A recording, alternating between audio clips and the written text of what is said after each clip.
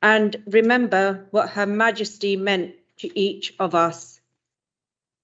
It has been so fitting to hear the various tributes and stories about how Her Majesty touched and inspired the people of Luton, including myself. I invite the Council to stand in silence, in silent memory of Her late Majesty, Queen Elizabeth II.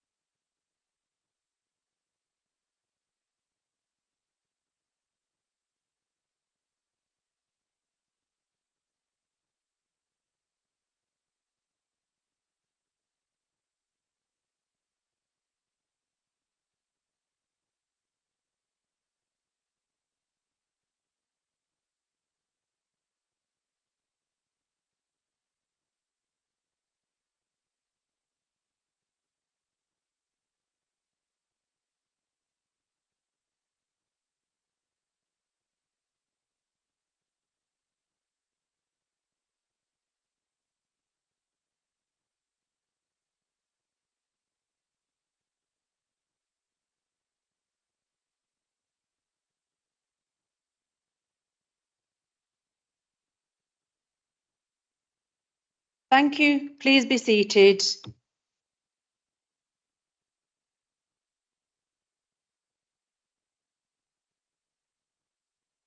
It is my great pleasure to welcome to the meeting the Chief Constable, Gary Forsyth. I now invite Councillor Simmons to speak.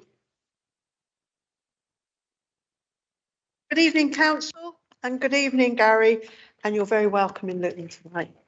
It gives me great pleasure to thank Gary on behalf of Luton Council this evening for all his hard work and collaboration with us on behalf of the citizens of Luton over the time since he took office in July 2019.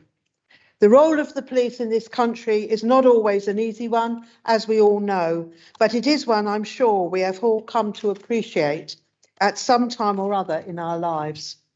As we have striven to go about our lives here in Luton in a peaceful, constructive way, it has been a great comfort to know that Gary and his team has always been ready to lend their wisdom, experience and presence in some of the challenging situations that we have had to experience over the last few years.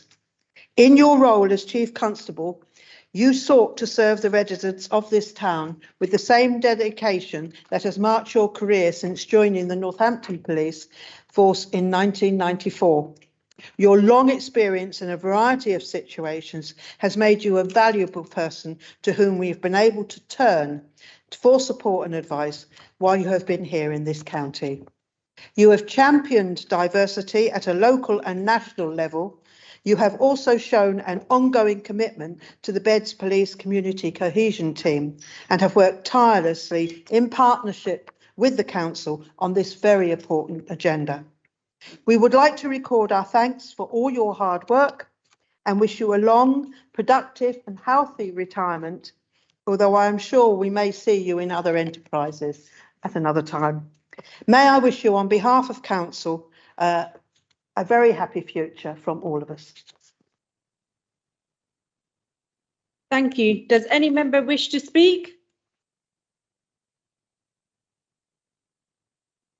Right, Councillor Khan. Thank you, Madam Mayor.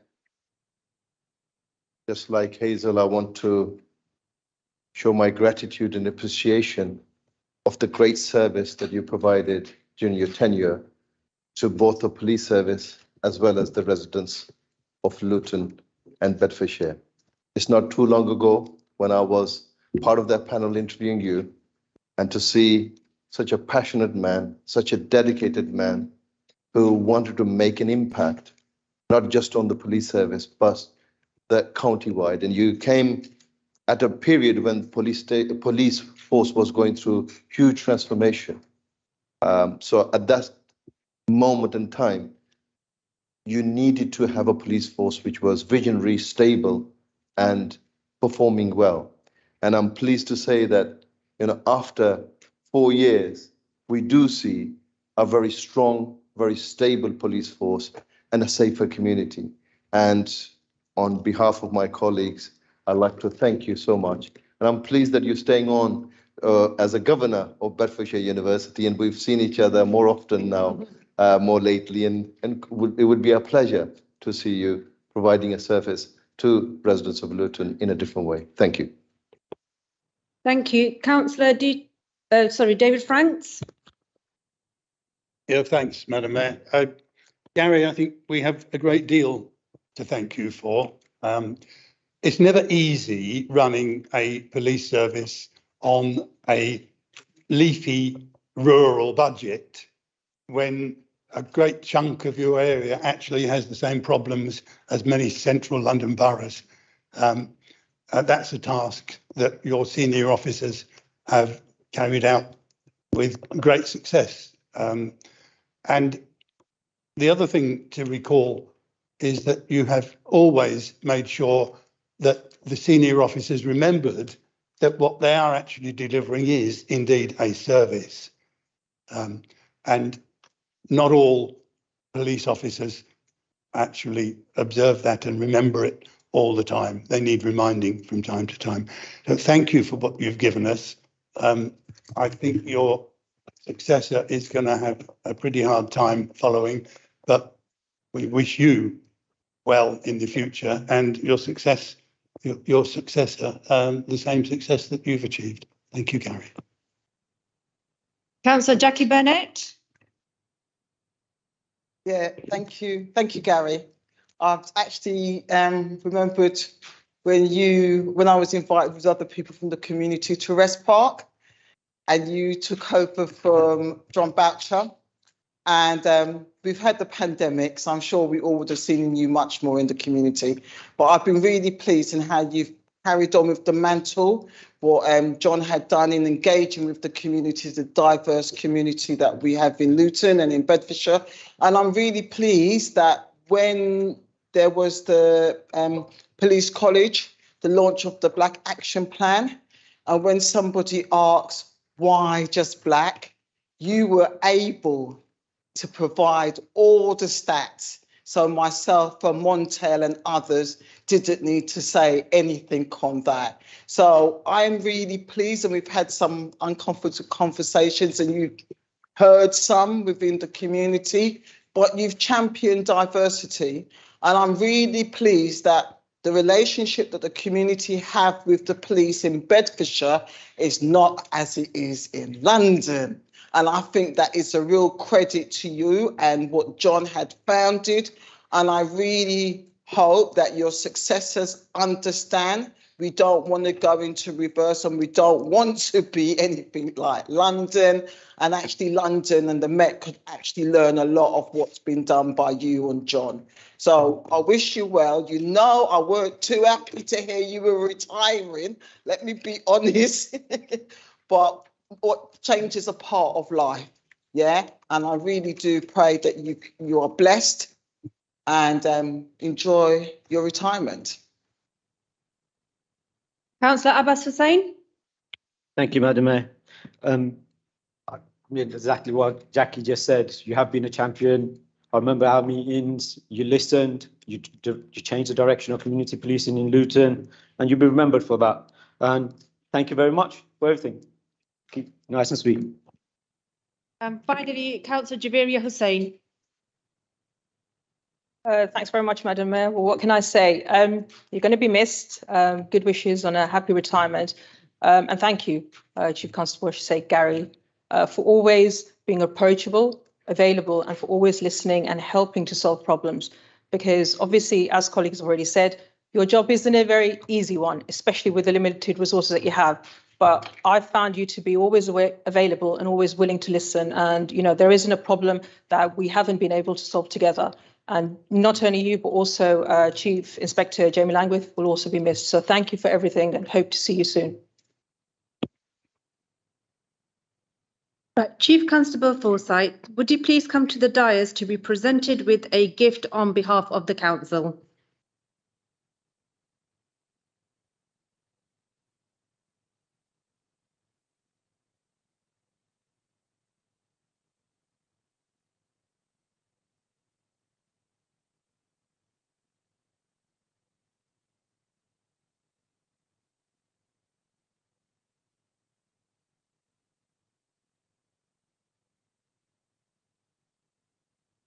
I will now invite Chief Constable Forsyth to respond. Madam Mayor, councillors, firstly, thank you very much for the invite to attend tonight. And most importantly, thank you, of course, for the very kind gift. But I have to say, I'm moved by the very kind words from all of you that have spoken tonight. Bedfordshire, as some of you will know, has been the sixth force that I've worked in my career. And I'm pleased to say it'll be the last. That's the last through choice as well. I didn't want to go anywhere else because there has always been something very special about this place, which was evident to me when I first came here. And I first came as the Deputy Chief Constable and worked with John in 2017. And it is particularly pleasing as I leave to reflect on those last 5 years. And in 2017, not that we believed the gradings at the time anyway, but Bedfordshire was ranked as the worst force in the country. And as I leave, there's only 5 forces now with better ratings than us across the country. So we have transformed the policing of Bedfordshire, and we've done that with the significant budget challenges that we continue to face going into the future. But the reality of it is that we couldn't have done that without the brilliant officers and staff that will remain and continue to work across the force. But importantly, we could never have done that without our communities and the public that we serve, and importantly for me, this council and others, but specifically this council, because it's fair to say, and I know it's been live streamed, but the relationship with Luton Council has always been the best one of all the councils that we've enjoyed. And that's important because it's needed to be. So thank you all very much for your support. And I know it will continue with my successor, whoever that turns out to be. Acting Chief Constable Trevor Rodenhurst is in the chair today. And I know he will take that through and hopefully be successful in the process to succeed me. But I do know whoever is in that chair will get the support that I've had and will continue to work effectively with you and our communities. And thank you very much for the invitation tonight and wish you all the best for the future as well. Thank you.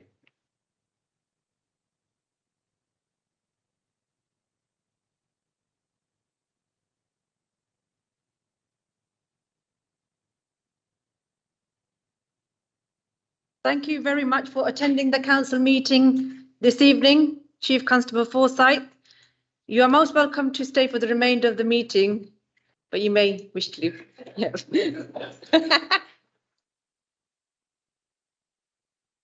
Right, moving on. The first item of business is to receive the minutes of the meetings of the council held on the 19th of July 2022 as set out on pages 5 to 8.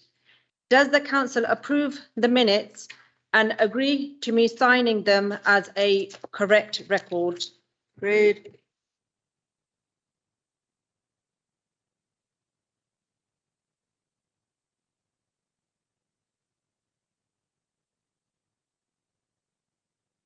Right, apologies for absence. Are there any apologies for absence from this meeting? Madam Mayor, I've received apologies from councillors Ackley, Begum, Shaw and Petts. Madam Mayor, Alan Skeppelhorn and Amjad Ali. Madam Mayor, Councillor Asam Saud is also send her apologies. Asam Saud.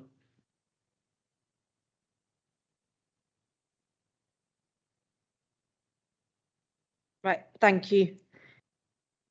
Members, Mayor's announcements. So members, please note that voting will be by exception. Rather than calling out each member's name to record their vote, I will ask members to indicate if they wish to vote against a motion.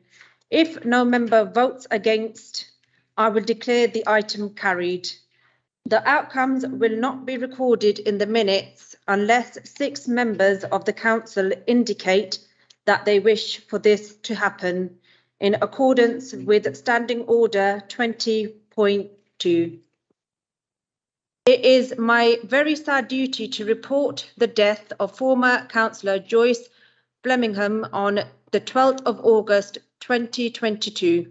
The late Councillor Flemingham was first elected to represent the Crawley ward in 1991.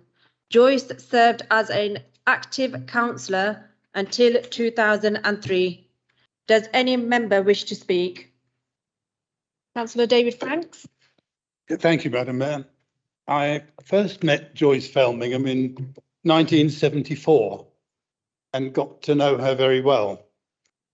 A quiet, unassuming councillor. She got on with the job in the best way that we all hope to do. But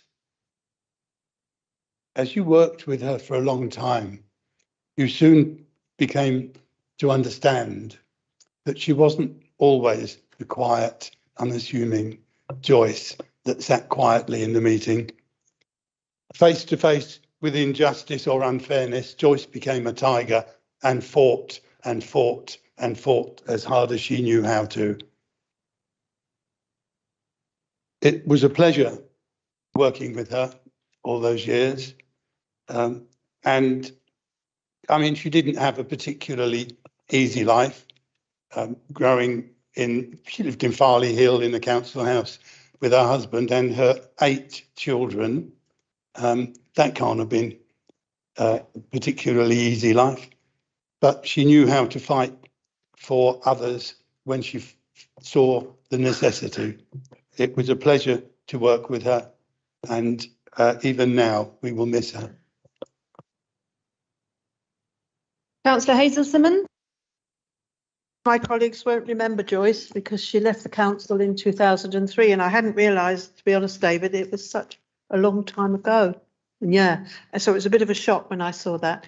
But I worked with her on committees, and I know how she used to dig her heels in on things if it was something she was really passionate about. And I'm very sorry to hear of her passing, and I'm sure we all send our best to her family.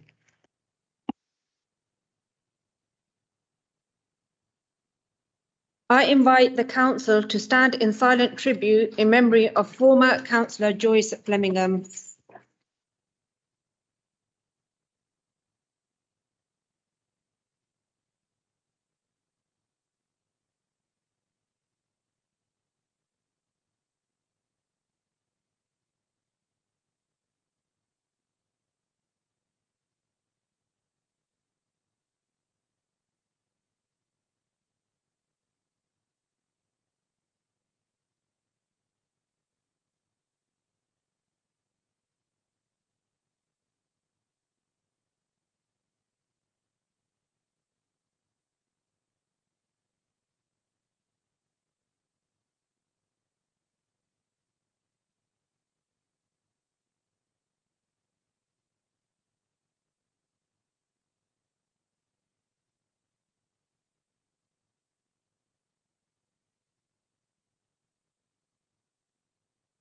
Please be seated.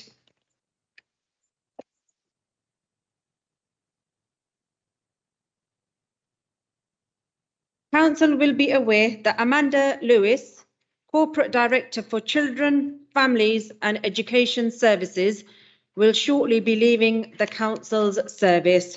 I invite Councillor Tamina Salim to speak. Thank you, Madam Mayor. Council, Amanda is a proud Welshwoman. Her background is in social work, as many of us know. She's worked in Powys County Council, Dorset and Somerset, and the London boroughs of Newham and Southwark. She joined us as Director of Children's Services in November 2017.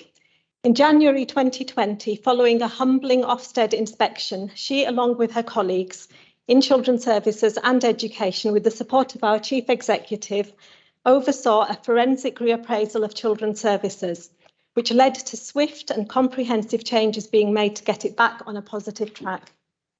In September this year, Ofsted recognised the fruits of that labour by clearly stating that children and families in Luton are now better supported, better protected, and significant improvements have been made across the service.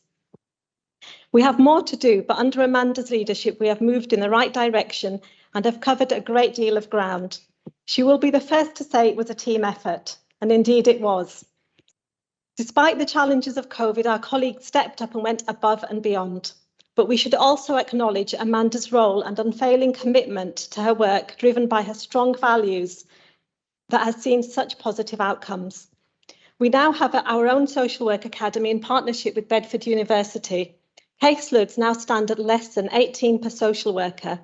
Since January 2020, more than 50 temporary social workers have become permanently employed with us.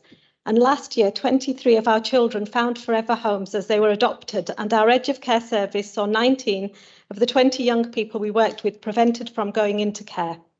And there is so much more that's positive besides that has been achieved.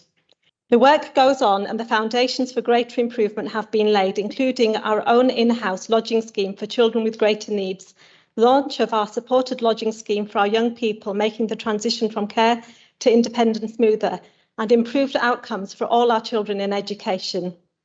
On a personal note, Amanda, I've enjoyed celebrating the achievements of our social workers at the Celebrating Good Practice breakfasts.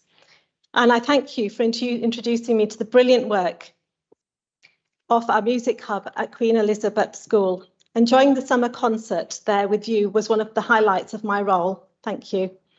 You are a humble person and you have an encyclopedic knowledge of children's services. You have put your heart and soul into your role. And in my dealings with you, I've only ever known you as a professional. It takes courage to step off the treadmill while you're in the thick of it, and to take up new responsibilities and to face a new chapter. I can confidently say to you that you have the absolute best wishes of everybody in council here today. So on behalf of Council, Amanda, thank you.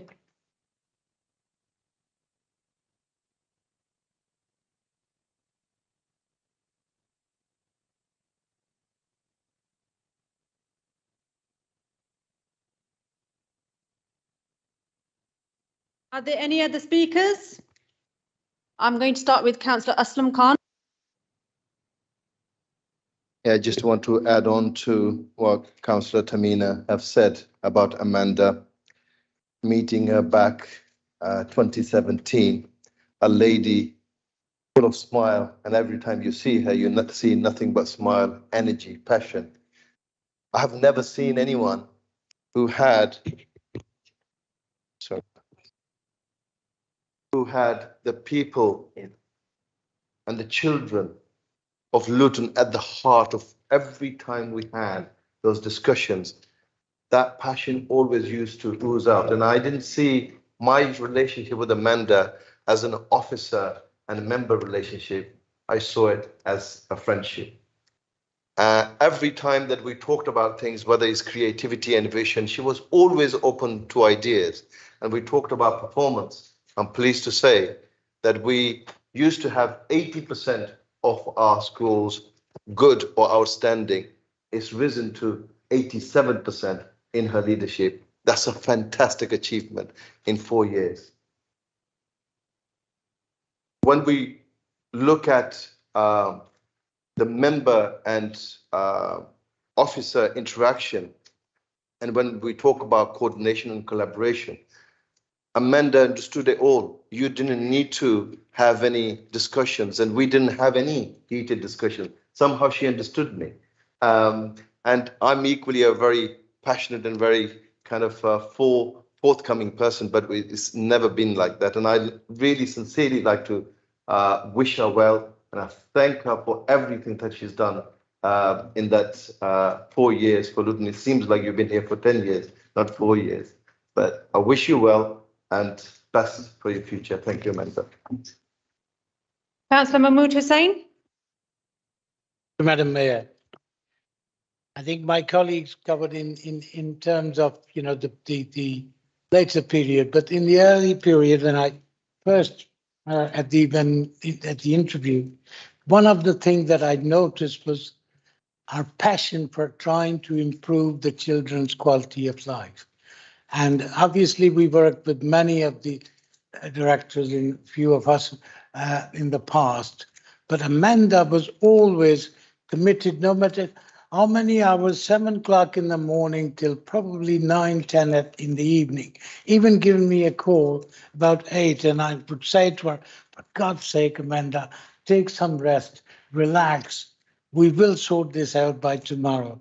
And our determination was to improve the service, and not only improve the service in one part of the council, but every single bit where she could make her contribution. And it was just the passion for that. This has to be it. Leadership really sometimes is by, is example that you give, how hard you are prepared to lead, and also how much time you can sacrifice. And for that, she also bought a place in Luton so that she doesn't have to travel too far and be here, so she'd be able to contribute. So these are some of the qualities that she continues. And I think I would really personally would miss her, because I think she's done such a huge thing for the children of Luton, and they still need her. And when I was talking to her, and she said, well, what do you want to see at the end? And I said, well, good and outstanding, but she's worked her way, nearly getting there, and we are on the right journey now, as my colleague Tamina and Aslam said, on improvement. And it is not very easy. Sometimes we tend to forget, not many local authorities, when you look up and down the country, some of them are struggling after nearly 10 years, and they are not too far away from us. So I think in that sense, Amanda, thank you very much for your hard work. We do appreciate it, and every child in Luton does. Thank you. Councillor Terry Keens. I'm just going to say thank you, Amanda. In my short term as chair of Children's Services, you was always there. We didn't always agree, but you was always there. And I would just like to say thank you. Good luck in the future. You've left Luton in a good state. Well done.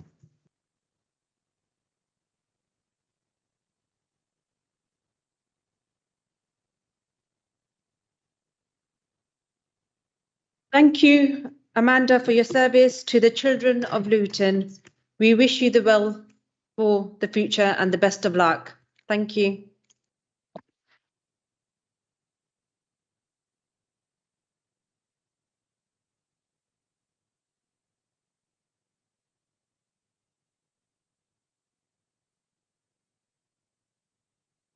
Please note that I propose to take an item of urgent business in accordance with section 100B, 4B of the Local Government Act 1972, immediately after the notice of motion at agenda item 12 on the moving of a resolution on the natural disaster taking place in Pakistan. The resolution has been circulated around the council chamber.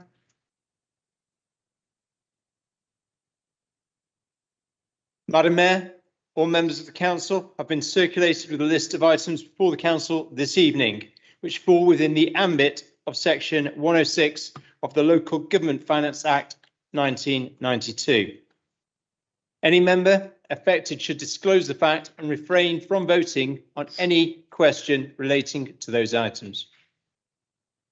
Madam Mayor, I have received no section 106 disclosures.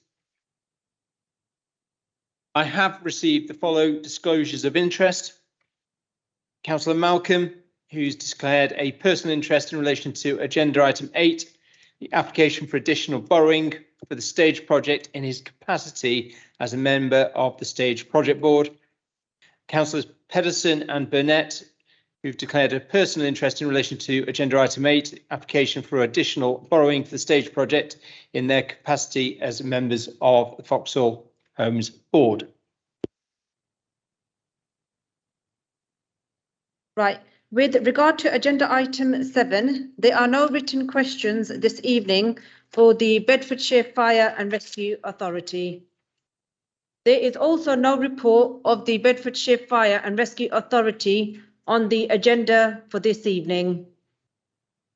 The next item is agenda item 8.1, additional borrowing to the fund to fund the stage project. I now invite Councillor Roach to move the recommendation. Thank you, Madam Mayor. Thank you very much. On the 22nd September, the Executive approved the stage project, which is part of the first key major project being brought forward by the Council as part of the new Town Centre Master Plan.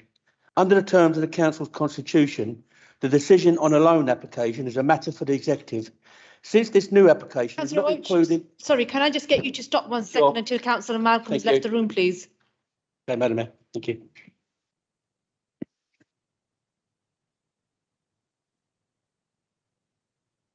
Sorry. Thank you very much. On the 22nd September, the Executive approved the stage project, which is part of the first key major project being brought forward by the Council as part of the new Town Centre Master Plan. Under the terms of the Council's constitution, the decision on a loan application is a matter for the Executive. Since this new application is not included in the current Council's approved capital programme, full Council approval of the capital expenditure and the borrowing is required. The reason for the decision is to enable the Council to embark on a new capital project to build the stage project and take advantage of a 20 million government levelling up fund grant. The project will deliver 405 high-quality apartments, including 20% affordable, into the town centre, help reinvigorate the town centre office market by the provision of circa of 5,800 square metre of quality office space, provide a brand new 1,600 square metre community facility large enough to be configured into a 400-seat auditorium, 280 bicycle hub for the town, all within a high-quality public realm. The additional borrowing will increase the capital financing requirement and borrowing requirement by up to 116.8 million, as explained in paragraph 9 of the report. The interest payable in respect of the additional borrowing should be fully covered by the interest earned from loans to the Council's subsidiary companies. The Executive also considered the risks associated with this project as a result of potential increases in the cost of construction, inflation and interest rates, the cost of living and general inflation and how that may impact on residential values was also considered. It was agreed that these risks will have to be monitored closely and also the adequacy of the level of contingency provided as part of the outlined business case, and further reports will be brought to the Executive as part of the final business case. I move the recommendation set out in paragraph 2 on the report circulated separately. Thank you, Madam Mayor. Is the motion seconded? Are there any questions? Are there any amendments? Does any member wish to speak to the motion? Councillor David Franks. Yeah, thank you, Madam Mayor. There are a number of issues that arise out of this proposal. I'll try and deal with them one by one. The first one is the question of whether members of the board of Foxhall Homes should declare an interest. Now, I have to say that all of the paperwork that I have seen concerning this project, and I've seen quite a few, all have been written with the assumption that Foxhall Homes was going to be the developer of the residential part of this scheme. Indeed, there are reports on social media, notably on the Luton Development's Facebook page, which is actually saying that Foxhall Homes are going to be the developer. Now, Councillor Shaw has told us that Foxhall Homes have not yet decided whether they want to be involved in the scheme. That suggests... So, Councillor David Franks, can I stop you before you go into any further discussion? I'm just going to get the monitoring officer to clear up you in regards to point 1. Thank you, Madam Mayor. A couple of members of the Foxhall Board of Directors did ask me for my advice in this matter, and I told them that I considered that there wasn't a disclosable interest in respect of this particular report for a number of reasons. The first is that the decision on borrowing was actually taken by the executive. What the council is being asked to do tonight is to make provision for that borrowing within the capital programme. And secondly, it is my understanding that the board of Foxhall Homes has yet to decide whether or not it wishes to participate in the project. Therefore, the reference to Foxhall Homes in the papers does not necessarily mean that it will be Foxhall Homes that is carrying out the residential part of the development.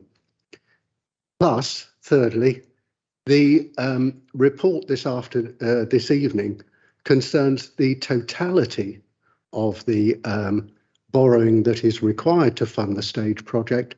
It does not refer specifically to that element, which is to fund the residential development. That was my advice to the members. Some of them chose to take it, others did not, as is their right. Thank you very much. It's advice that I actually believe is not where it should be. The connection between Foxhall Homes and this scheme is very close. Foxhall Homes are specifically referred to in all of the documentation that I've seen relating to this scheme. And as I've said, Sorry, Councillor Franks, I think that your point, you said you've got a couple of points. I believe the monitoring officer has answered it, so there's no further discussion. If there's anything else you want to cover, however. Indeed, there is more I want to discuss. So can you move on from that, please? But I will not let go of the fact that I believe the directors should have declared an interest. The board have discussed, they must have discussed it. Otherwise, Councillor Shaw couldn't have told us that they have yet to decide whether to be involved. The directors should have declared an interest, and I believe there's one director who still hasn't declared an interest. Now, I'll move on.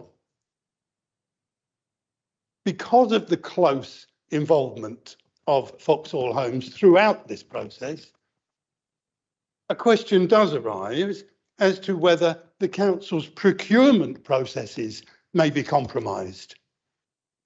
And that if in the end Foxhall Homes end up tendering for the project and are awarded the contract, I've no doubt that that would leave the decision open to legal challenge. Leave that on one side, and we have the question of whether the council believes that Foxhall Homes is actually capable and has the ability and the expertise to deliver such a complex and expensive project. I don't know the answer to that question, but I have to say that if I was asked to put my hand up and vote for them to be awarded a contract, I would certainly need to be convinced of that case. And I have no evidence either way at this stage. It remains to be seen whether they will in fact bid for the job. As Councillor Shaw has already pointed out, they haven't made that decision yet. The final point, I think, here concerns the council's borrowing. The council's total borrowings are now getting close to £1,000 million. More than half of that is loans, unsecured loans to council-owned companies. We are continually reminded that, in fact, the loans are secured against the assets of the companies. That is the biggest load of nonsense that I've ever been told in all the years I've been on the council. You cannot take security assets that the council already owns. So saying that the company's assets are held as security, the council already owns those assets by virtue of its ownership of the companies. These are effectively unsecured loans. So let's just see the issue for what it really is. There are those four questions are serious questions that deserve serious answers. And notwithstanding the problems that I've identified, I'm going to ask my Liberal Democrat colleagues to vote for this motion simply because we want to see this project developed. We want to see it succeed. We want to see it do what everybody hopes it will do for the regeneration of Luton Town Centre. But it doesn't come without big, big questions that need to be answered.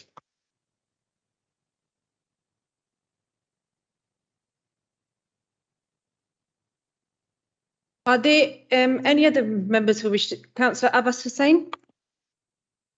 Turn to paragraph 13. It says there are no financial implications as both posts are budgeted as permanent positions within the council staffing establishment. Can you explain that, please? It does not mention about anything about posts in the item 8.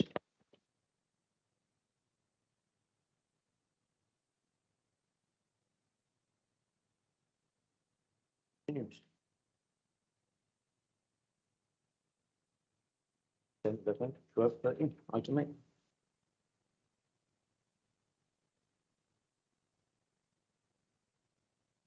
Definitely item 8, Chair, is continuous. It says on second page 10, 11, then 12, 13.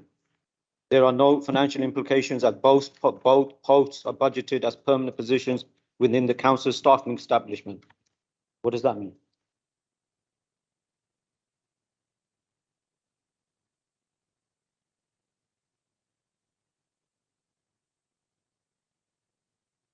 Can I ask the monitoring officer to respond, please? Madam Mayor, I understand that that is an error in the report. I understand that the report was taken from a previous report, which did deal with staffing implications, and unfortunately that extraneous paragraph was not removed. The financial implications are as they are set out in the body of the report and have nothing to do with staffing. Apologies to members of the council for any confusion.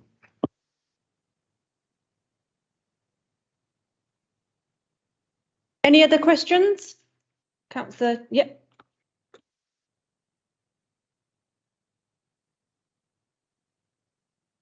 Right. Are there any amendments? Right, does any member wish to speak? Yep, Councillor Chapman. I just wanted to really say to all my fellow councillors just how, given the current economic climate, how serious the situation could become with the borrowing that this council had. As Councillor Frank says, our borrowing is getting to the highest it's probably ever been.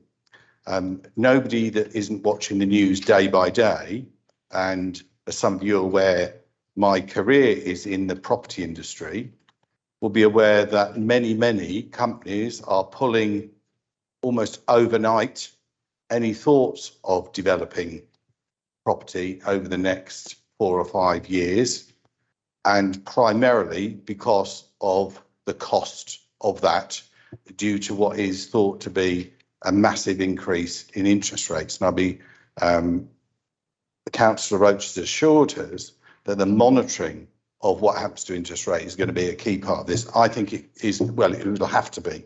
And it's our role as the opposition to constantly keep coming back to this, because the risk it puts this council at, as no doubt number of you will be aware, Northampton Council was abolished on the basis of over borrowing on development projects. So it's not only the increase in terms of interest rates and the increase in borrowing, all of the people that I'm speaking to in my industry are predicting if nothing changes, a collapse in property values, residential property values of up to 30%. Now, I'm already dealing with people in my job, of people who've bought under Help to Buy, who are in negative equity. And for a small council development company to think of getting involved in a project the scale of which we're talking about. And we only have to look at all these sites across Luton that are not being developed by private companies. I just think that although we all have this wish to develop the town centre, the risk, even the risk now compared with last week, is massively increased. And it's something that all of us as councillors, if we're concerned about the future of this council and don't want to end up like Northampton, pushed into central beds and our council are abolished, and that is a possible risk with this government, that we really have to look at this spending in a totally cautious way, is my belief. I'd be interested to hear what Councillor Roach says. Thank you. Councillor Abbas Hussain, is yours a comment? I only received this on Saturday, so I'm a bit worried as well, because I was part of that side of the benches when we got the £20 million funding, and now we are looking at a beautiful 9-figure sum to build this and complete it. But as we all know, the figures that are displayed here, in another 3 years, 2 years' time, somebody asking for more money again. What Luton is going through at the minute with cost of living, recession, you know, so I'm a bit hesitant. But my question is to Councillor Roach, what did Audit and Governance, our auditors, say about this additional expenditure?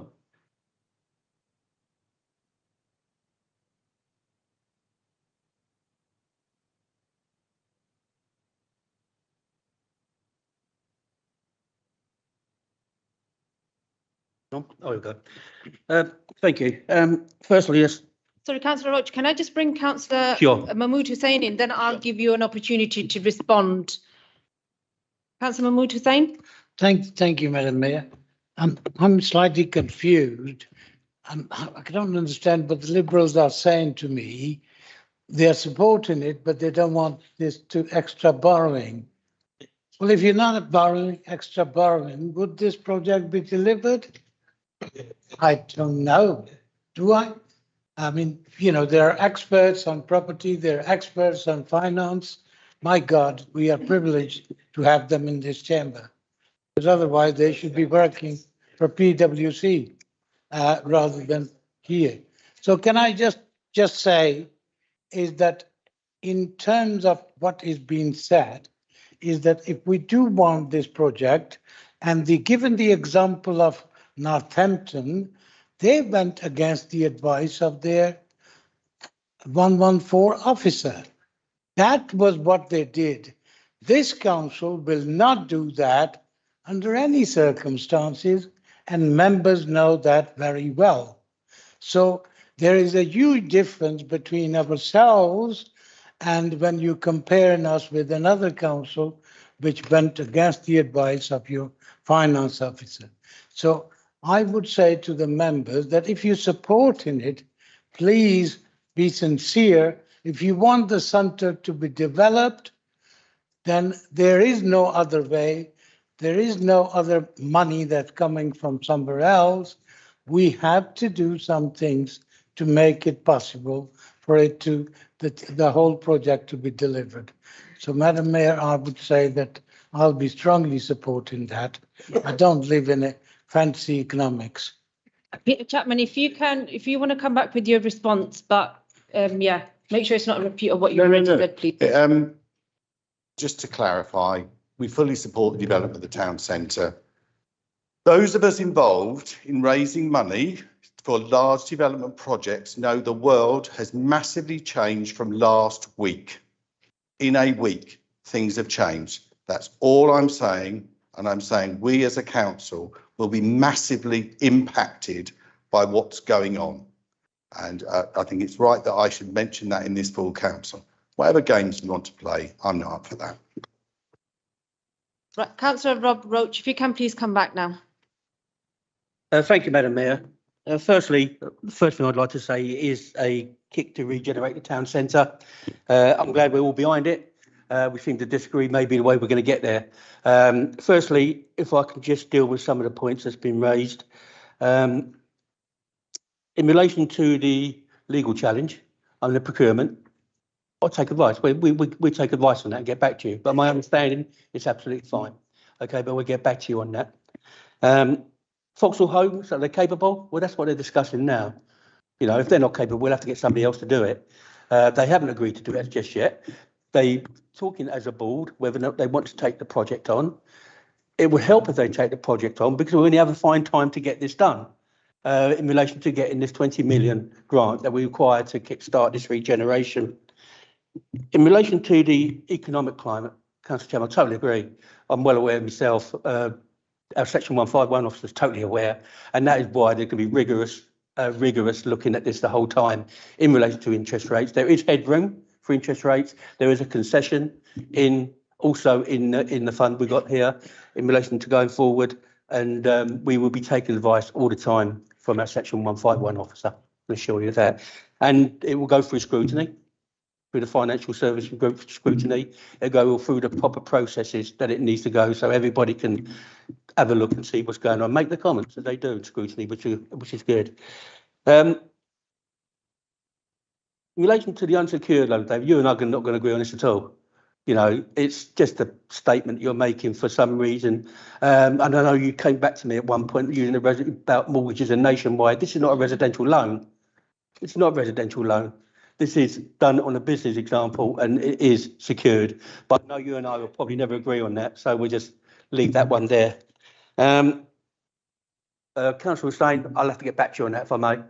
Okay, so I don't have an answer for you tonight on that, and I'll get Dev to write to you. Okay. So thank you very much for your support, but let's try and get on the same pathway of trying to get this done together. Thank you. Thank you, Madam Mayor. Thank you. The motion is before the council. Does any member vote against the proposal?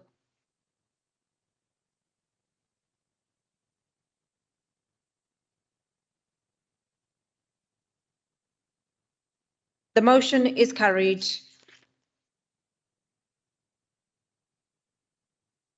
The next item is agenda item 9.1, the extension of 9-month interim appointment. I call upon Councillor Simmons to move the recommendation, but I must also point out that Councillor Andy Malcolm is affected and he therefore will abstain from this and stay out.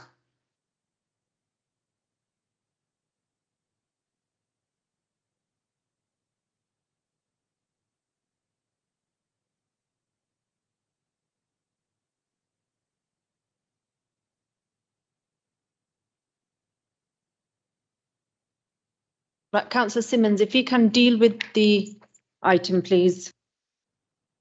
The report before you, 9.1, is very self-explanatory, and I therefore move the recommendations before us to it. As you can see, this is about continuing our services, and it is a sensible way forward. So I'd ask council to approve it. Is the motion seconded? Are there any questions? Councillor Terry Keens? Right, the wooden leg fell off. I've just got a question. Why does it take so long for us to fill these vacancies? I mean, this is going to be another year, nearly. And I'm a bit concerned that the replacement of Amanda, unfortunately, is going to take that amount of time as well. And I don't think we've got that amount of time to be what? Here, and I'm looking at the Chief Exec to clarify this, that this is just the amount of process and time that these HR procedures take. This particular one, we normally do a 9-month period on interim posts, as you will have noticed in the previous past. So this is an extension on an interim post while we continue to deal with the ICT work that was taken out of the post. So that's the reason for this one. It is different to a normal HR process. I'm just saying, I'm not criticising, I'm just wondering why it takes so long.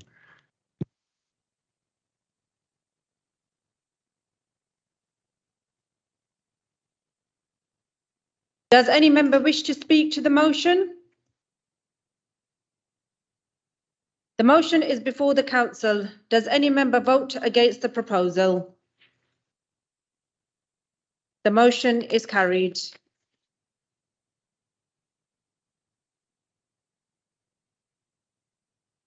The next item is agenda item 10.1, review of political balance. I call upon Councillor Simmons to move the recommendation. This is the standard report that comes after a by-election, and as you can see, there's been no change to the allocation of seats to the political groups following Alia's election in Dallow just recently. So I just moved the report. Is the motion seconded? Mayor. Are there any questions? Are there any amendments? Does any member wish to speak to the motion? The motion is before the council. Does any member vote against the proposal? The motion is carried. The next item is agenda item 11.1, appointment of committees following the Dallow by-election. I call upon Councillor Simmons to move the recommendation.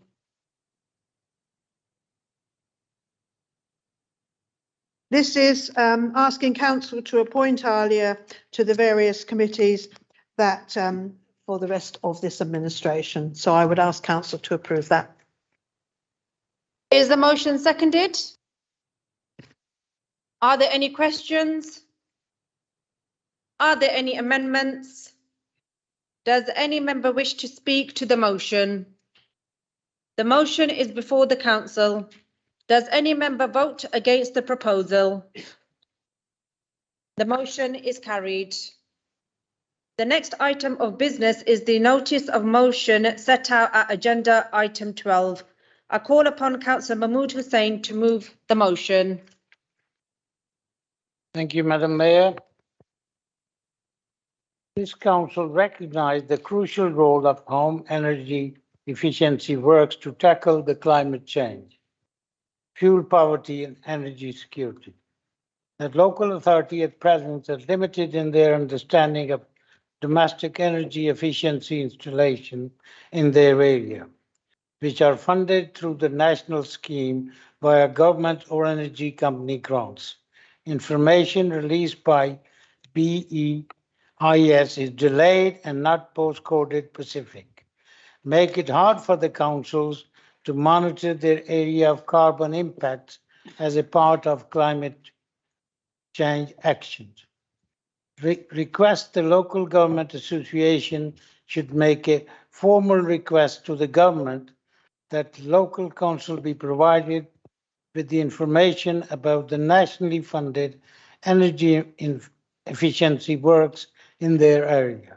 Specifically, that BEIS should release details to the local authorities on a quarterly basis by a postcode of works carried, value of works covered by the government or energy companies funding, EPC rating before and after the work, and data be based on the works funded which have been completed based on the installer's return to the funding budget.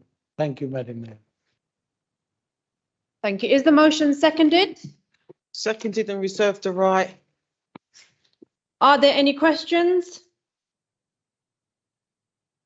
Councillor Terry Keens? My only question is, what is the BEIS?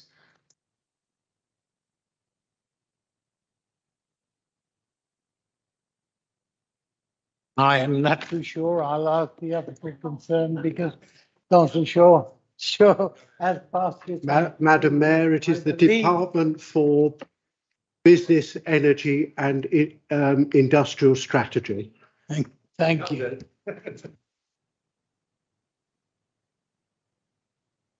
Are there any other questions? Are there any amendments? Does any member wish to speak to the motion? The motion is before the council. Does any member vote against the proposal? The motion is carried. I am now moving on to the urgent business. So that's moving of a resolution on the events in Pakistan. The next item is the item of urgent business, inviting the council to move a resolution on the devastating floods in Pakistan. I call upon Councillor Tahir Malik to move the resolution. Thank you very much, Madam Mayor, for giving me this opportunity to move this emergency motion. As we are all aware, Pakistan faces the worst floods in the country's history, which has caused $10 billion in losses. 1/3 of Pakistan is currently underwater. The crops and agricultural land are all gone. Millions of lives ruined, livelihood wiped out, roads swept away, houses destroyed or barely standing. Pakistan faces concurrent exposure to other forms of distress. Monsoon rains have added more to the misery caused by Glacier Lake outburst flood. The province of Sindh suffered damage of over 1.6 billion as all major crops have been destroyed. According to the official figures issued by the National Disaster Management, the massive floods have so far claimed 1,061 lives and injured 1,575 people. While the estimated number of affected people is around 30 million and around 1 million houses are totally or partially damaged, leaving behind millions in need of urgent shelter. Additionally, over 3,400 kilometers of road, 149 bridges, 170 shops, and 950,000 houses were damaged, and over 735 livestock animals were lost across the country. Pakistan this year saw a monsoon pattern totally different from any average. In 2022, the country has received the highest rainfall in at least 3 decades. A small town in Sindh has received over 1,700 millimeters of rain in 1 day. 1 millimeter of rain is not counted generally by the public. In fact, it is equivalent to 1 liter of water on a 1 square meter area. Here, 1,700 millimeter means 1.7 meters high water level per square meter of flat land. As extreme weather patterns are turning more frequent in the region, a climate dystopia has arrived at the doorsteps of those close to us. According to the statistics, since 1959, Pakistan is responsible for only 0.4% of the world's historic emissions, while the US is responsible for 21.5%, China for 16.5%, and EU for 15%. So much worse is yet to come. Pakistan economy is already under pressure, and we all know that no country can face this kind of calamity alone. Luton Borough Council resolves to express its sympathy for the people of Pakistan, its admiration of and gratitude for all the untiring and inspiring work being undertaken by the various local, national, and international relief agencies, and its appreciation of so many in our Luton community who have raised funds on a continuing basis to support the humanitarian response to this disaster. The efforts are truly commendable. Thank you, Madam Mayor. Is the resolution seconded? Seconded. Are there any questions? Are there any amendments? Does any member wish to speak to the resolution? Councillor David Franks. Yeah, thank you, Madam Mayor. I think it's pretty obvious to all of us that the situation in the flooded areas of Pakistan is a true tragedy from whichever direction you look at it. I'm pretty sure the numbers of deaths have yet to be calculated, and if ever a figure is reliably emerging from all this, it'll be a great deal higher than the one quoted in this resolution.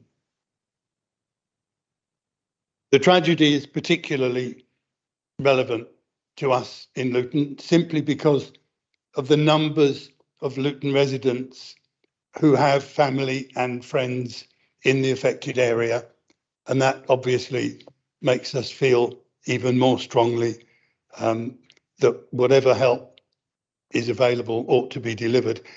I'm aware the majority of members of this council, for example, have been involved in fundraising efforts of one kind or another and have raised significant sums.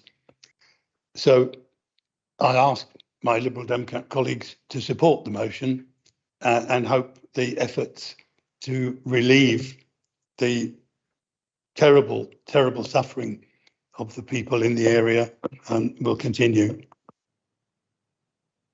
Thank you, Councillor Franks. Councillor Aslam Khan. Thank you, Madam Mayor. The devastation seen and are heartbreaking. So many people have lost their lives and millions have been displaced. We're really grateful for our residents as well as our government in helping through this rescue period. But after rescue, there needs to be rehabilitation. The disease cholera will kick in, and like David Frank said, many more people will die. Our help and support shouldn't stop here. We need to continue, not only offer our sympathies, but also support wherever we can. Then comes the relief period. And that's normally for quite a sustained period of time. We need to reflect and look at our habits and look at our lives. CO2 emissions, particularly produced in the industrialized world, are having an impact elsewhere. Those glaciers are melting fast. We need to make sure that our town that we have played and supported, that we accelerate our green agenda, that we contribute towards reducing those carbon emissions. And secondly, we need to really look at how do we provide that technical knowledge and planning in supporting those third world countries, particularly a country like Pakistan, who's already facing poverty. In order to prevent these disasters happening, there has to be more dams built upstream to control that water. At the same time, if the people who normally are residents along those rivers, if they continue to reside there, in the future, devastation could be much worse. We need to support the government in planning and rehousing them in a different place because they need to be further away from those rivers and those embankments. And I think our government is in much stronger place with this engineering, with knowledge, that we could provide those technical supports, and we need to encourage our government to do much more in those technical and planning. And of course, wherever those resources need. And we are very proud of our council and our people. They are always at the forefront when these disasters happen. Thank you, Madam Mayor. Councillor Stephen. Yeah, I just want to speak to the fundraising that has been done by this town. I, along with some of my colleagues, went to an event just down the road from here at Venue Central to do with the fundraising activity and I went with my Newgate wife, who is not a Luton resident, or well, she wasn't until she met me anyway. She came away from the evening in complete shock and awe of the sheer ability of giving of the residents of this town. She came away knowing that Luton cares for people all over the world, not just in Pakistan, not just in Luton, but obviously in this case in Pakistan, in one of the worst disasters you could see. And as it's mentioned in this resolution, this is the type of thing that is going to happen more and more often across the world. So I just want to speak once again to the quality of the giving and the heart of the members of this town within this resolution. Right, the resolution is before the council. Does any member vote against the proposal? The resolution is carried. And you'll be happy to know that